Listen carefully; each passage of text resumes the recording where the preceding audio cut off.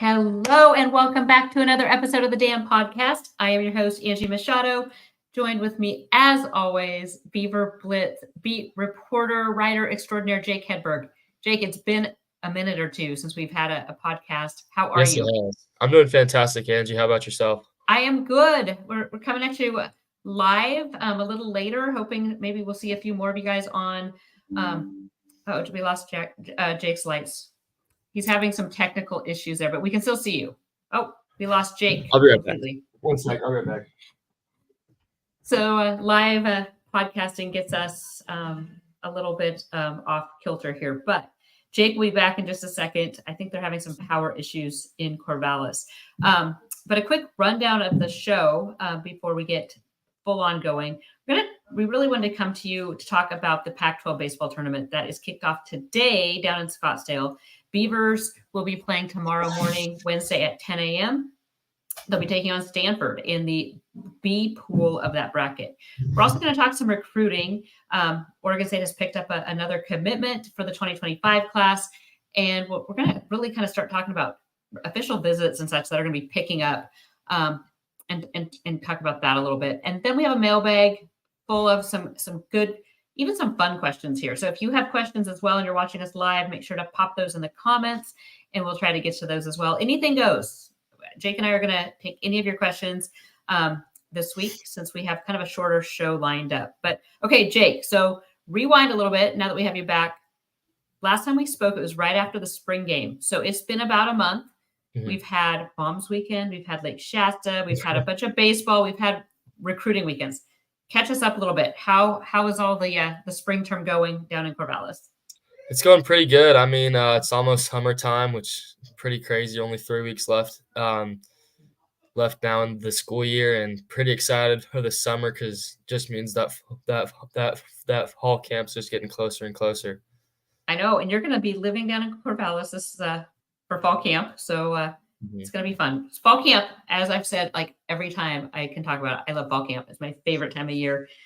Great weather, anticipation, so much exciting stuff. So let's talk some baseball, though, because Oregon State now has wrapped up the regular season, ended up the number 2 team in the Pac-12 behind Arizona after that heartbreaker of a win or a loss on a Saturday night. But what a series down in Tucson. Beavs outscored the Wildcats 25-3 in the first 2 games. And then had I didn't want to say the wheels fell off because it was a 9th inning walk-off that won it for Arizona. Mm-hmm. Pitching, though, got him into some trouble with a couple hit batters, a couple walks down at crunch time. But the first things first that has also happened in the meantime is that Jake's prediction of a 100 home run season has already come to pass. Beavs hit 100 home runs. Jake, I owe you dinner. So this summer when you're home, we are going out to dinner someplace. That is pretty exciting. So predictions, though. Let's talk before we talk Pac-12 tournament. You, I know, have dug deep into kind of what the national perspective is. You know, what are the chances of right now? D1 baseball has the Beavers at 10 national seed, which is not a top 8 national seed that would host regional and super regional. What are you kind of gathering from your research? Where are the Beavers at, or what do they need to do this weekend? Yeah, so at the moment, it appears like there are 6 teams kind of locked in. You got Kentucky, Tennessee, Clemson, Texas A&M, Arkansas, and one other that I can't remember off the top of my head. Those 6 programs appear to be locked in as the 6 of the 8 national seeds, and then there's 4 teams between Oklahoma, Georgia, Florida State, and Oregon State who D1 baseball had listed in that order competing for the final 2 spots. Georgia actually dropped their first game of the SEC tournament to LSU this morning, and they are done. So you have to imagine that Georgia is getting taken off of that list. So now Oklahoma, FSU, and Oregon State are battling for that final spot. You have to imagine if Oregon State goes out and wins the Pac-12 tournament that they'll end up with a top 8 seed. I mean, Oregon State at that point would have 13 losses, a Pac-12 championship, and 8 of Oregon State's losses are by 1 run or less. So, you know, this is a team that could very well be 46-5 right now, or excuse me, 47-5. And this weekend is imperative if Oregon State wants to get the chance to host a super regional. And if we've learned one thing over the year, it's how hard it is for teams to come into Goss and win during the postseason. So that'd be a huge boost to Oregon State's chances of going back to Omaha for the first time under Coach Canham. They've still yet to get past the super regional, and I do feel like this year's team is the most talented that Coach Canham's got, heating up at the right time. Do they have to win the Pac-12 tournament in order to get a top 8 seed, or do you think could they make it to the finals, or can they make it to the semis? Where do you see that kind of hitting? Yeah, I think it honestly depends on how FSU and Oklahoma does. I think those teams are a tad higher than Oregon State, but say that one of them dropped a game, whether it's FSU or Oklahoma, and they went home early, and Oregon State goes on a run. Let's say they win their first 2 games, win their semifinal game against Oregon or SC, but then drop the championship to say in Arizona. I think it'd be pretty tough to leave an Oregon State team out that made the Pac-12 championship to put in let's say, an Oklahoma team that lost in the second round of the Big 12 tournament. Okay, so again, Oregon State kicks off that Pac-12 tournament in Pool B tomorrow at 10 a.m. They play Stanford. Then looks like they play ASU Thursday morning at 10 a.m. So they're in that morning bracket, which is, the key ones are that morning and then that 7 p.m. Just you don't want to be the heat of the day, although it doesn't look like it's been super hot down in Scottsdale this week. So I just did watch Utah USC. That was a good game. It was a really good game. So so that'll be kind of what you guys want to watch. It comes down to just win. It's like everything else, the Bees just need to win. Yeah. But how do they do that, Jake? I mean, how do you I look at this team, and it's kind of like what we've talked about with every podcast. It's they finally, the bats seem to have come alive the past, series or two. Pitching, though, is the biggest question mark. And now we hear that AJ Lattery's coming back. We haven't seen him in 3 months? So he's coming back. He is going to start pitching the game tomorrow. So one of my questions was, who do you pitch? Well, we know who they're pitching now. Yeah. How do you think this team's going to do pitching-wise through the Pac-12 tournament? It'll be interesting to see how Oregon State manages their arms. There was certainly a ton of conversation going on in the lodge today. Where would Oregon State go? Would they go with the Jaron Hunter? Would they go with Aiden May, Keljo, Kamatz, or is AJ Lattery back? And it turns out he is ready to go today or tomorrow. My biggest key the thing I'm most interested to watch is how Oregon State manages their pitching. Because the last 2 Pac-12 tournaments, Oregon State hasn't necessarily done the best job managing their pitching, and that's cost them some games. And in a weekend where it appears like winning the Pac-12 tournament would cement a top eight seed, it's imperative that Oregon State does win the tournament. And to do this, Oregon State is going to need to manage their arms better than they have in the past. I'm not really too concerned about the offense. I mean, all Oregon State's offense seems to do in the state of Arizona is just rake. So I would say the emphasis and the key to the games is definitely the Oregon State pitching staff and their fielding as well, which Oregon State's had struggles with at times. Yeah, more errors than I'm talking year, kind of the whole season. Mm-hmm. More errors than we've seen from an Oregon State team. Yeah, I think that can be attributed to Darwin Barney, not being on staff. I mean, he's a guy that won a Gold Glove at the highest level. I mean, he's one of the best infielders of the last 15 years, and that knowledge he passed on to guys like Travis Hazana, Guerra, Craig. It can't be missed enough. Yeah. So, okay. So let's talk about this. Dig in a little deeper here to the pitching and the rotation a little bit and the management of that bullpen, because that has been a big complaint in the lodge. A lot. Mm-hmm. I wouldn't even say complaint. It's just been a big point of emphasis and discussion about Dorman's management of the pen. Do you think Segura got pulled too soon on Saturday night? I do not. I mean, Okay. I can definitely see where the argument is. Eric Segura has been fantastic this season, and he was doing a great job. However, he had tended to struggle once the lineup got to the second time, the third time around, and at that point in the game, Oregon State was holding a one run league, and characteristically, you know, the struggles had been there at times, and while he also is more than capable, I mean, he's a great pitcher of shutting down Arizona. I think the the I think Coach Dorman and Coach Kim and Coach Canham collectively decided to go with a more experienced option in Keljo, and obviously it didn't pay off. But I mean, that's the game of baseball. I mean, Yeah, yeah. it's And all then you have based off. Bridger Holmes come in Yeah. and being a couple guys Mhm. too. So, yeah, I mean, but that's kind of been the struggles we've seen. So it's going to be interesting. I mean, the talent is definitely there. It's just a matter of reining it in and making it work. Overall, big picture here, has this team? I know there were huge high expectations on this team. Has the team lived up to your expectations so far?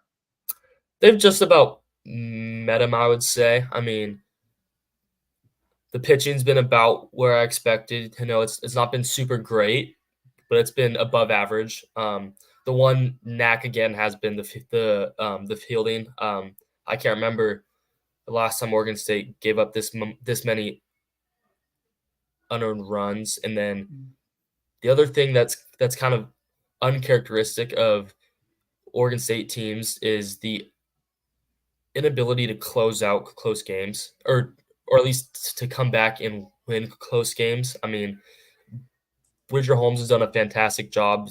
He's one of the top closers in the entire country. But this Oregon State offense has had its ninth inning struggles, in games where they're down by 1 or 2 runs. They can't break through, and it's a little nerve-wracking because I can guarantee you that there's going to be at some point a game that's in the seventh, eighth, ninth inning, and it's a 1 or 2 run game, and Oregon State is going to need some offense to either jump ahead or stretch their lead and give Joey Munt, Holmes, Kyle Scott some extra protection. Yeah, like I said, it's going to be fun to watch. And I know if you can, you'll be all eyes will be on the Pac-12 Network tomorrow morning. If you're not, make sure you're following Jake. You're in the lodge. You're on Twitter, because we'll be keeping you as updated if you can't watch it. So another news today, Tuesday, that broke is Travis Bazzana named Pac-12 Player of the Year. Now, I mean, I think that was all expected, but you know what really stood out to me was Oregon State's had 3 Pac-12 Players of the Year since 2017. So in the past, or 4, yeah. So Nick Madrigal, Adley Rutschman, Jacob Melton, and now Bazzana. And then you go back to 2005. I mean, you have Jacoby Ellsbury, Cole Gillespie, Michael Conforto won it twice in 13 and 14. Crazy run. I mean, just I mean, it speaks crazy talent. It really speaks to the level of talent that Oregon State's been producing. I mean, a good chunk of those guys, I mean, all of those guys have played in the big leagues or are going to. Jacoby Ellsbury was an all-star. Conforto, I want to say, has made 1 all-star game, and then I think so. Rutschman looks like a future perennial all-star. So, I mean, not many programs west of the Mississippi are carrying out and developing guys to that extent as Oregon State has. And many, and like it can't be emphasized enough either, that many players this far north. Most of the time, it's not the northern schools that are placing guys in the MLB or, that many honors. So huge tip of the cap to Travis Bazzana. I know it's one of many. He's a semifinalist for the Golden Spikes, which is the top amateur baseball player.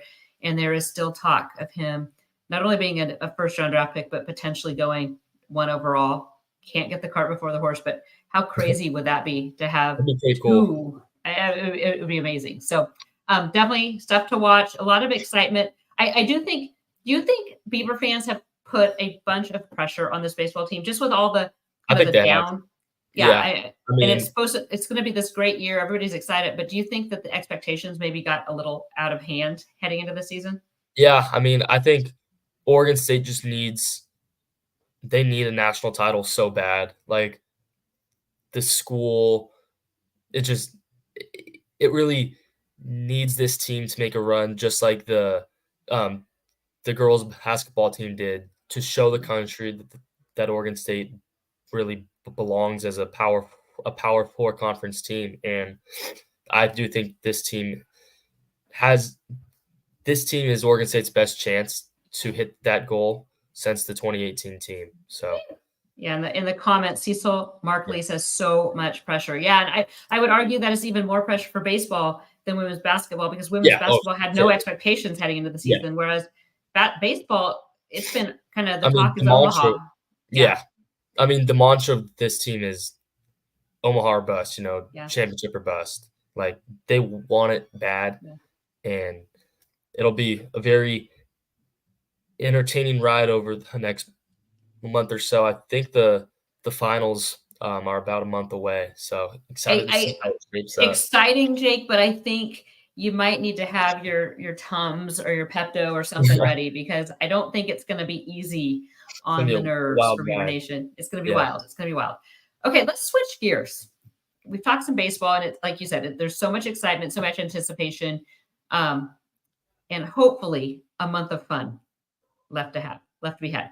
We're going to switch to base or football. So football now has finished spring ball. Coaches are on the road recruiting and hosting now official visitors. Had a couple kind of quiet official visit weekends with 1, 2 athletes. They are getting commitments though. So there's been 2 new commitments over the past couple weeks in offensive lineman Noah Thomas and running back. The latest is running back Cordy Glass out of Hanford. California. So those are your 2. The 2 that joined Jeremiah Ioane, the linebacker out of Vegas. So 3 guys, but now things really start heating up. Tell me just your initial thoughts on the 3 commits that the Beavs have. Yeah, I mean, starting off with Corday Glass, this kid is a great pass catcher. I mean, Oregon State has severely lacked the passing game element out of the backfield in the past couple seasons, and watching spring practices, you can kind of see the emphasis that Oregon State is putting on that with Jam Griffin, Anthony Hankerson.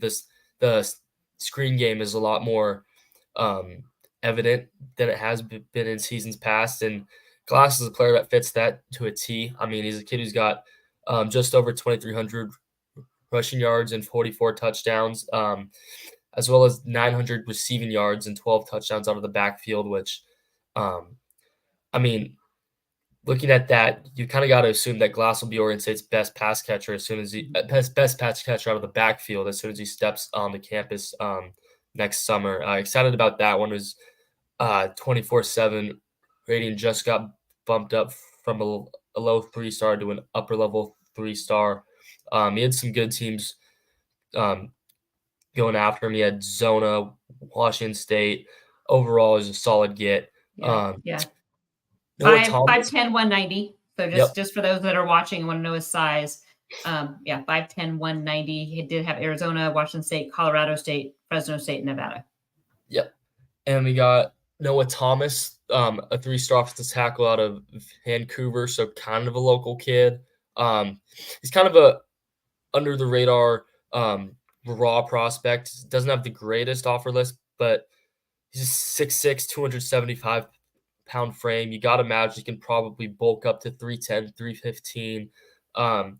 It seems like the guys that Kyle Devan is recruiting to the tackle position all kind of have that frame, the 6'4" to 6'6", pushing 265 to 285 at the moment. And that tells me that he's not really expecting these tackles to come in and contribute right away, but he wants to get them a season in the weight room, develop, put on some pounds, and then potentially go out there and make an impact as a redshirt freshman. I don't have the best offensive line knowledge, and I haven't got the chance to check out Thomas's film yet, so I don't have the best knowledge on that one. And then Jeremiah Ioana. I mean, it's hard to not be pumped up about this kid if you are an Oregon State fan. I mean, um, this kid's the most vocal pro Oregon State recruit I can ever remember, and it's a great ambassador to have for the program. You know,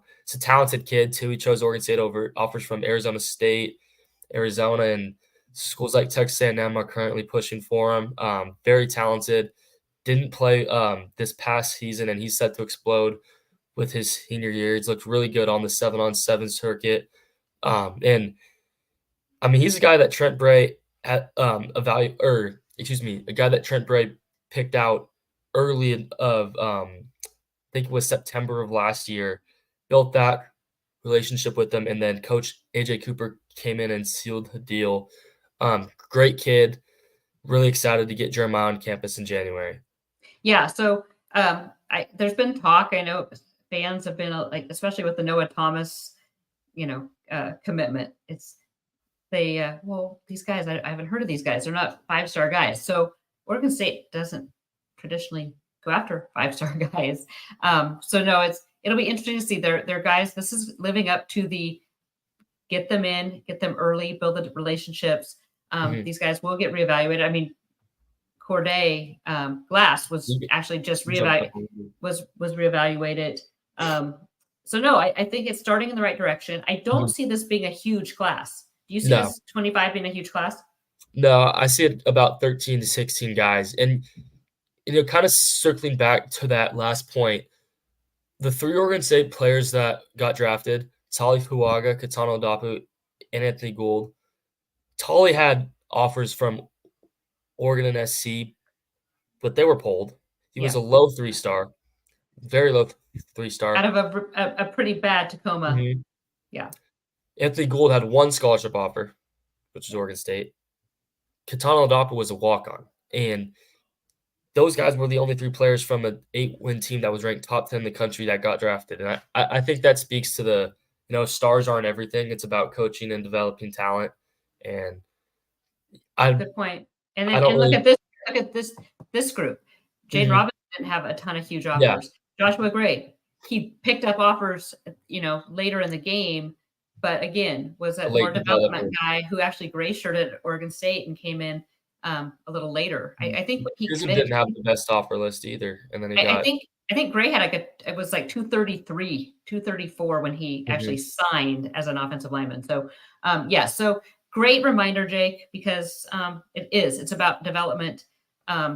Here we have someone in the chat that high stars attract big bags of NIL money. Yeah, which isn't a good thing all the time. Not something else. And we've seen what's happening then is some of those big guys, the big stars that don't see the playing time, end up in the portal and end up at Oregon State later on down the road. So and you also the staff it's a balancing act too, because the staff doesn't necessarily want a star that's going to take all of the NIL money and be a prima donna. They need guys that fit the culture, that fit the team first mentality. At this point, it's kind of like a general manager with the salary cap. I mean, you got to allocate the funds to the right way, which is crazy to say that about college football. I couldn't imagine saying that at the start of my freshman year, but I mean, here we are. It's changed, and there's, like we've talked about before, there's no guardrails, so there's no salary caps. It's just, this is our budget, and how do you best allocate that? And you have to remember too, you have to allocate it in such a way that you don't, really hack off the rest of your team. So it's a balancing act altogether. And like I said, at the end of the day, you have to keep that team first mentality and the culture that you've built. So I don't envy these coaches, because their jobs just continue to get harder and harder each and every year with all the new things being piled on. That'll be a topic probably for the summer, Jake. I think we do a whole series on, or a whole podcast on NIL. And Joe Swaim also wants to know, this is back to baseball, but since it's I was going to wait. Is Trent Caraway going to play in the Pac-12 Tourney? Have you heard anything? I've heard he was expected. I mean, this information the rumor I heard was a few weeks old. Okay. But I've heard he was angling to be back for the Arizona series at the earliest, which he wasn't ready in time. So he's expecting to be ready for the Pac-12 tournament. Not sure how much he'll play. If he does play, I would imagine be in a pinch hit or a DH role. Not sure if they want to throw him right back into the field. I feel like they're going to want to kind of adjust him slowly. I wouldn't be shocked if they end up doing what, they did with Casper and Micah at the start of the season, where you start him, you give him one at bat, see how he does, and then you pull him for, your regular DH, like a Jacob Craig or a Guerra or whoever Oregon State wanted to go with. Okay, sorry for that. And any other questions that pop up regarding other sports, we'll take them down to the mailbag. But okay, we're talking recruiting and visits. So yeah, Jake, I think this summer when things are a little calmer, we're going to spend maybe a whole podcast, and we'll talk just about NIL. Maybe we can bring on Peter. Yeah, or Kyle, and talk about damnation. June, though, kicks off huge official visit weekend. So I pulled up the list. The biggest weekend will be that end of May 31st, first weekend in June. Really led by 4-star out of Spanaway, Washington, Zadrius Rainey Saleh, linebacker, 4-star, ranked at 91 points, 111th national ranking. Huge visit for Oregon State. A couple other guys coming in: Anthony League, running back out of Milliken, Long Beach; JJ Buchanan, an athlete out of Henderson, Coronado. A whole slew of names here. Then they go right into the next week in June with a couple more guys, including quarterback Jaron Keave Sagapotele out of Ava Beach, Campbell. And then June 16th, local standout Jake Norwell's coming into town. So big chunk here. This next 4 weeks is going to be big busy. Stretch. You've been covering recruiting and doing an amazing job. Who are you super excited that the Beavs are getting a chance to show what they have? So the obvious answer here is Zadrius, because he's one of the top recruits in the country. He's got Trent Bray has established a great relationship with. But I'm actually going to pivot and go with Jaron, the quarterback out of Hawaii. This kid's legit. He's a 6'3", 205 lefty with an absolute cannon. He was actually named the Alpha Dog or the MVP of the, I believe it was in Las Vegas for the Elite 11. And this is a kid who I think is going to get a ratings bump to a 4-star based off of that performance at the Elite 11. And his film is fun to watch. He's got an absolute cannon. We've already seen Oregon State bring in one lefty quarterback with Callan Gutridge in the class of 24. Or excuse me, 24. No, yep. Class of 20. Yeah, 24. Oh, I'm getting old. I know. And then, so maybe they bring in another in the class of 25, and Jaron is the number one quarterback on my Oregon State wish list. It'd be definitely huge. There's some film on Beaver Blitz. We have some film from this past weekend. There's Greg Biggins and Blair Angulo breaking down his film. So definitely get to the homepage. It's on the homepage at Beaver Blitz. Go check that out. It looks like the top two at the moment are Colorado and Oregon State. I believe Oregon State's the only official lined up. So hopefully Oregon State can pull out all the stops and really just bring in a big-time quarterback. Yeah, he is. Oregon State is the only visit set up. Boise State, Hawaii, Nevada, they're all in on him. Like you said, Colorado, that's the other one. So definitely one to watch. I agree. That is my top one right now. I think, we can talk about other positions, and we can talk about, I think the running back's always electric, and, linebackers and edge rushers are always really great to get, but you really need an offense really needs that quarterback each year just to be kind of that cornerstone of the class and help then recruit around him. So once that quarterback is a step, he would, and then again, reopen that Hawaii pipeline or keep that pipeline open. It does seem like Oregon State is putting a little bit more of an influence into that pipeline. Yeah. We're seeing a lot more Polynesian offers with the state of Utah as well. A very promising 3-star offensive lineman, Brian Tapu, just locked in an official visit. He's cousins of J.R. Mwala, Josiah, and Eric, and he's a kid who just started playing football, originally from New Zealand, I believe. Yeah. 6'7", 295. He's He'd be another huge. kid. He's he is up there with Jaron on my top prospects I would love to see at Oregon State. Yeah. It's that Moala family is deep too. Yeah. Yeah, they got some studs. There's a lot of great football players there, and just, I mean, it's been great to Oregon State historically, and they bleed orange and black. So, what are your thoughts? I know we get this question a lot, but I think for some of our viewers that maybe are watching on YouTube, what are your thoughts? I mean, have you on Oregon State recruiting and drawing visitors now that they're not in a quote unquote major conference? Have you seen any drop off? Is it looking about the same? What are your thoughts? I think it's looking about the same. I mean, Oregon State's still getting, the higher caliber targets, guys like Jaron, guys like Hadris, higher end talent.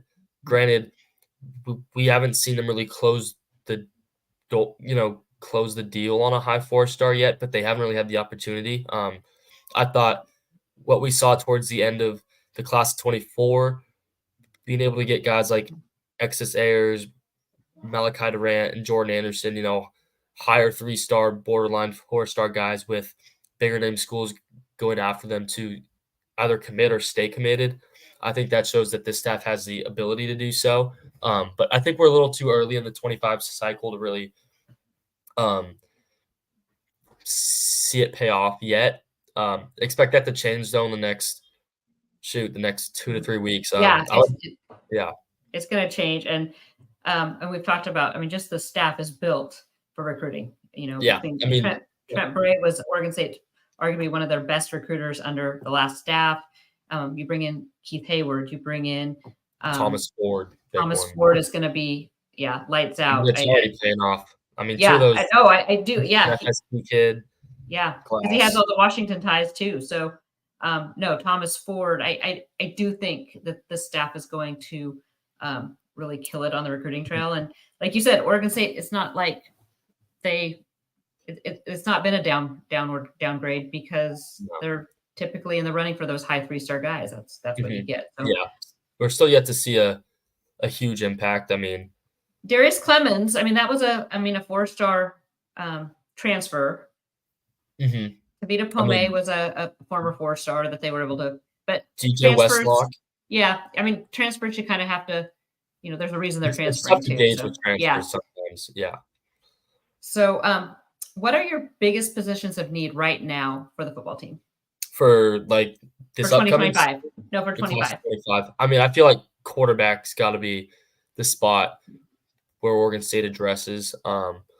Would like to see some interior defensive line as well. I'm not sure if Oregon State's got any official visits lined up for the interior defensive line, but they're experiencing 2 graduations, and with the portal always being a threat, you never know what's going on there. Although I would not be shocked if they turn to the portal to get some experienced plug-and-play guys rather than guys to come sit on the bench for a couple of seasons.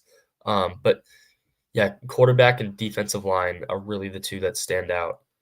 Yeah, and I do think with the portal, we are going to see it is going, and this is what is too bad, is it hurts the prep recruits because it does. Because colleges across, it's not just an Oregon State thing. Colleges are going to hold out some of those scholarships that they typically would offer to a high school kid for a portal guy. And it hurts the high school kids. Yeah. I mean, there's a reason why Oregon State's going for 12, 15, 17 guys. There's going to be much more spots than that open, but Oregon State, they need to win now with the current landscape of college football and the uncertainty around the program. Oregon State needs to produce, and you're going to see them go to the portal more, I feel like, to get those plug-and-play guys that are talented, developed. Here, Big Oo's TV show, and we actually already talked about Jeremiah, but Jeremiah Ioane is a name to watch. He will bring in some big names as well. Kid is a stud and will help that linebacker room get better. Absolutely, Jake already addressed that he's one of the best recruiters Oregon State has right now with the class of 2025. Super vocal. Beaver fans, if you're not following him on social media, make sure you do so. Because he's put out some videos, and his official visit was this past weekend. Dialed in, solid. He also has a brother, so you never know. Yeah, brothers are sometimes the brother pairs are fun. I really can't remember the last time Oregon State had a recruit other kids as hard as Jeremiah has, and that's been very promising to see. I mean, he's definitely someone that appears to be, locked into Oregon State. Peer recruiting is huge, and you can't ever.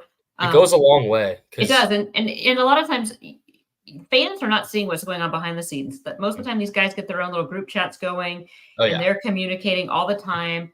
They're building that connection, and that helps solidify them then when other schools do come calling and try to get them to flip, because they already have that connection with their teammates, their future teammates. But no, Oregon State's on the right path. I do think that there's some prospects, and like you said, that quarterback is going to be one to watch.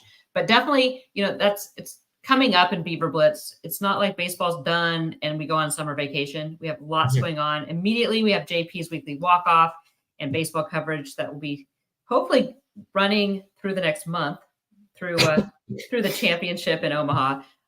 Ongoing recruiting coverage, official visit previews, official visit recaps, breaking commitments down, all of that. And then we also start getting into opponent previews, position previews, and we start looking at the top 25 preseason watch list for Oregon for the football team, which is a cumulative look of all of the staff, Beaver Blitz staff. So it's something we send out to the staff at Beaver Blitz to all kind of give our 2 cents on. This one's going to be tough. This year's going to be tougher than normal. I filled it out yesterday, and it took me a lot longer than it did last year. Yeah. And I told everybody, don't overthink this, but yeah, I mean, the top 5 are probably pretty locked in. The top 2 are pretty easy. And then you kind of go, it's a lot of new faces. So that definitely a lot going on. And then like our start of August, we start diving right into fall camp. So it's never a dull moment. Speaking of dull moments, we have some pretty fun, different mailbag questions. You ready to dive into some of these? Yep, let's do it. I opened it up and I just said anything goes. And then I kind of was a little worried about that, like what might get asked. But one of these days we have to have a fun mailbag about just like best stories, because like you've now done it. You're starting year 2. I'm starting year 19. Crazy. So yeah, it's there's some good stories out there that we could dive into. But in the lodge, post junior 12 says, since there have been heated conversations of who is the best Beaver baseball player of all time, Travis Bazzana or Adley Rutschman, let's do this across all major Beaver sports. But let's just do the modern era since 2000. Okay, Jake, we need picks for baseball, football, and men's and women's basketball. Okay. I had to write mine down because I had to so you can't steal mine. You're going to have better ones though, but let's start with women's basketball. For me, I'm going to go Jamie Wisner. Okay. I mean, she was kind of the one that I never really watched Oregon State girls basketball as a kid until I got to middle school, which is around when Oregon State started to get good. And, Jamie Wisner was the first one that really the first star player. And, Jamie and Sydney Weiss had a lot of fun teams and took them to an Elite 8 and a Final Four. So I got to go with Jamie Wisner. Okay. I'm going with Felicia Ragland.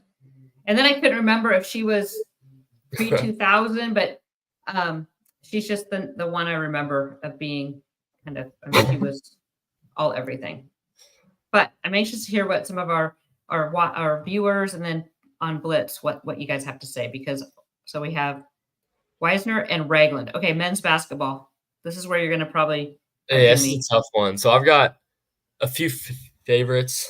Trace Tinkle was a favorite of mine. Gary Payton II was a favorite of mine. Jared Cunningham, Huberto Nelson. But in terms of, to me, it's between two people, and it depends on what angle you look at it. I think Gary Payton II was probably the best. However, I think Ethan Thompson, what he did taking the team to the Elite Eight is something I've never – I mean, that was one of 2 NCAA runs from Oregon State in my lifetime, and, just seeing that gravitates me to go with Ethan Thompson. I think Ethan Thompson, that's a great – I had Lamar Hurd. No, that's a good one, yeah. Just because I think what he did, but again, a point guard. I think Ethan Thompson might not have been as flashy as Gary.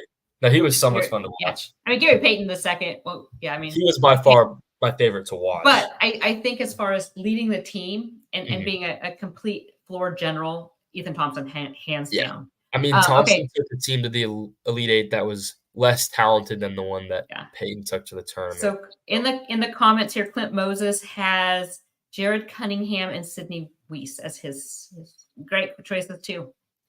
Very good choices as well. Okay, let's go baseball. I know there's so many good ones, but I mean, there's some good ones. I mean, Madrigal, Rutschman, Trevor Larnett, Conforto, KJ Harrison. I know kind of made some waves stating that Travis Pisano has the potential to become the best Oregon State baseball player. And at this point, I don't think there's any doubt that he is the greatest individual player in Oregon State history. So I got to go with Travis. I mean, I'm going Adley. But I'm a Sherwood kid. I can see it from a team. Like, obviously, Adley has a national championship. I think his team was a lot more talented. I mean, and Travis has literally almost every record in the Oregon State record book. Does. So I'm going to go with Travis. Okay, but in terms of an individual. I think we wait. Right now, I'm saying Adley because I think Adley. But like I said, I am a Sherwoodite, whatever, and I've grown up, he's grown up here. But if Travis is able, and I'm not even going to pin a national championship on him, but if he's able to, if they get to Omaha, but if he is able to win Golden Spikes and be number 1 overall, then I think it's hands down he takes it. But I'm putting a lot of stock in the Golden Spikes and number 1 overall pick. And as Cecil Markley says, it's hard not to go with a catcher. That is true. That can hit. Freshman is a better defender. Like he can. Yeah. So I don't know. But gosh, what a problem to have. Yeah. I mean, look at the riches there. I mean, God, you didn't even name like Darwin Barney and some of these other guys too that really were Beaver and and taking out any pro potential. I mean, because we're talking best Oregon State. Drew Rasmussen, another one in pitching. I mean, there's so many. Jerby, Jacob Melton. Melton, Jerby. Yeah, so many. And like I said, I think when you're talking about best Oregon State, sometimes it's hard to take out the pro. Yeah, pro aspect of it. But because you have to look at what they did at Oregon State. But there's so many for baseball, which, I mean, the record shows that. Okay, football. I think football, there could be a lot here. Yeah, this is a tough one. I mean, there's so many. You know, go with Jaquiz Rogers was my favorite player as a kid. He will forever be my favorite Oregon State Beaver. Have you met him yet, by the way? What? Have you met him? Have you met Quiz yet? Okay. I met him sophomore year at a tailgate. Okay. Pretty cool. A couple tailgates. It's pretty cool. Okay. Jaden Grant, a kid I grew up watching at West Lynn playing fastball and kind of watching him transform from a kid that just started playing his senior year into a all Pac-12 safety and one of the greatest Oregon State players of all time, Jack Coletto. But in terms of the greatest, they got to go with Brandon Cooks. I mean, just what he did in that 2013 season, that hasn't been touched by an Oregon State receiver, and it really has been close. I want to say he's 400, 300 yards up of the closest. I think Haas got to 1,300. But Cooks was just dominant that season. Yeah. No, and that's hard to – I mean, again, and this is where it's being that, especially football, we cover football so much more than basketball so many guys. or baseball even. And there's so many. I would have to go Jordan Poyer. I mean, talk about another good story. No offers. I mean, Oregon State was his best offer. I have to go, but I'm older than you. So in the comments, we actually have Clint Moses has mentioned Sean Mannion, and he had Nick Madrigal as his baseball. The thing about Sean Mannion is how much of his success do you attribute to Cooks and Wheaton? I mean, I feel like if you look at that 2014 season where he didn't have a Cooks or a Marcus Wheaton, those numbers really fell off. Well, that's what makes Cooks's numbers even that's what makes the argument. Yeah. Is the fact that he had Wheaton there too, which he's still a 1,000 season, I think. I'm going with Ken Simonton. Yeah. Just because you have I wasn't even alive when he played. You weren't even but you go back, he kind of sandwiched there. He was 98 to 02. But you have to look at where Oregon State was when he broke onto the scene. So I think 5,000 yards in a career too. Yeah, I mean, insane amount. But I do. James Rogers would have to be there. James and Quiz. Quarterback wise, I think Derek Anderson. He might not have put up the crazy numbers. I was a big Lyle Hoyval fan when I was a kid. Obviously not the best quarterback, but I don't know why. It must have been that blocker against Washington. But he's tough. Yeah. I love Well, and the quarterback I think that doesn't get mentioned enough, and I wish Oregon. No, not Jake Luton. I'm not a Jake Luton fan. Matt Moore. I wish Oregon State had another year with him because what he was able to do was pretty impressive. I mean, but we haven't even talked Steven Jackson. I mean, there's so many. Mike Hass, Jordan Poyer, and Scott Crichton. He was a good one. Dominant off the edge. And Katz. Ryan Katz, that was oh wow. If I could tell you the stories about that. Daryl Garrettson. Yes, Daryl Garrettson. Gosh. Ryan Katz, if you guys remember that season that Oregon State lost, I think it was to Sac State or Eastern Washington. 2011 Sac State. Sac State. So that game, I heard from a very, very good source that Katz was going to play the first quarter and then Mannion was coming in. And everyone in the media up in the press box didn't believe me until Kerry Eggers was like, wait, who's warming up over there? And so they believed me from that point on. But so many really good ones. But if you had to put one on the Mount Rushmore, you would put Cooks. Okay. Okay. That was a long one, but that's a fun one. And I think it's a fun little exercise to go through sometimes just to agree or disagree. This is Black Bandit. Agree or disagree. Summer throwing workouts by the quarterbacks and receivers is going to be the key to fall success. 1,000% agree. Yeah. I think that's the most important part of the offseason outside of strength training. I mean, these quarterbacks, Giovanni and Jabari, are both relatively new to the program. I'm not really sure if Darius Clemens has even thrown with them yet because he was recovering from an off-season little surgery and don't know if he got the chance to throw with them before he underwent that. And it's really not only for the quarterbacks and receivers. The summer's a huge time for team bonding. I mean, you're starting to see, position coaches invite the players over to their places and, cook for them, take them fishing, take them camping, kind of developing that brotherhood, which for a team in Oregon State's situation where there's a lot of new faces, I feel like that's very imperative. It's very important.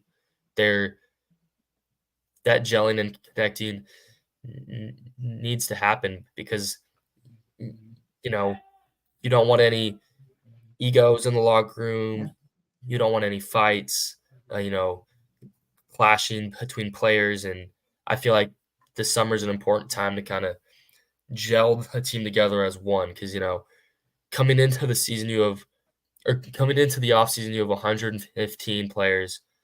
By the end of the offseason, you want all 115 of those players to combine into one. Yeah, and that you're right because I've seen teams that aren't bought in together, and we've seen those years kind of fall apart. If you look over the years. yeah, if you look at teams like U of O, they're very talented. Is that sense of brotherhood there? I don't really know for sure, but I would. But I think it's even more important now with the whole transfer portal because Mhm. the roster turns over so much. And this year, especially, Oregon State has I seen mean, a Oregon State's huge got yeah. roster turnover. I It's counted the gonna, other day. I want to say there's only 68, 70 players back from last season, which yeah, is like 3/5 of the team. So there's it's 40% of the lot. roster is new. So As somebody said earlier in the chat, it's kind of a whole new rebrand. It's going to be a mhm. rebranded team I basically. mean, So 3 starters back: Jermaine Terry, Josh Gray, Jaden Robinson. There's gonna be a ton of fresh faces. So it'll be very interesting to see how it plays out over the summer. So here for the Beavers said we are excited and optimistic every year. What are you guys seeing as far as a football outlook? We thought 22 and 23 could be special. What are we thinking about 24? I think a lot of it comes down to the quarterback. How does Oregon State's quarterback in the passing game develop? I feel like they'll have a strong run game, a strong defense. Really just questions around the passing game. Yeah. I do feel like a big boost for Oregon State is the schedule being a little easier. I think a bowl game's pretty certain. Now at this point, I see anywhere from 7-5 to 10-2. I think Oregon is going to be a tough game. I think Boise in late November on the road. It's probably going to be a snow game, which I've never seen an Oregon State snow game, so that'll be interesting. Air Force could be tough. I think that's at Air Force too, so Yeah. that's another potential snow game because that's in late November. I think Cal's gonna be sneaky good. They got some dudes out of the portals. You know, Purdue's a power 2 or whatever you want to call it team. Yeah. It's gonna San be Diego State. I mean, they're yeah. Yeah. It'll be interesting. I mean, I think Oregon Moses State says 8 wins is the floor. I mean, I think that has to be. I mean, I think Oregon State needs to. I think in terms of what Oregon State needs, I think they can't afford to lose less than 8 or to win less than 8 games. But I feel like it is a possibility. Okay, Jake. So part of an add-on to that, a question from here for the Beavers said Jake successfully predicted 100 home runs for baseball. Any way too early football predictions, or is that going to be a more July thing? I mean, I'll give another one. Like I'll probably have more accurate ones.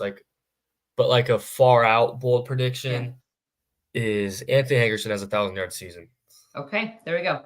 Kind of Anthony. So do I have to create a Canva chart for Anthony Hankerson? Okay. We have one about the bathrooms at Reser.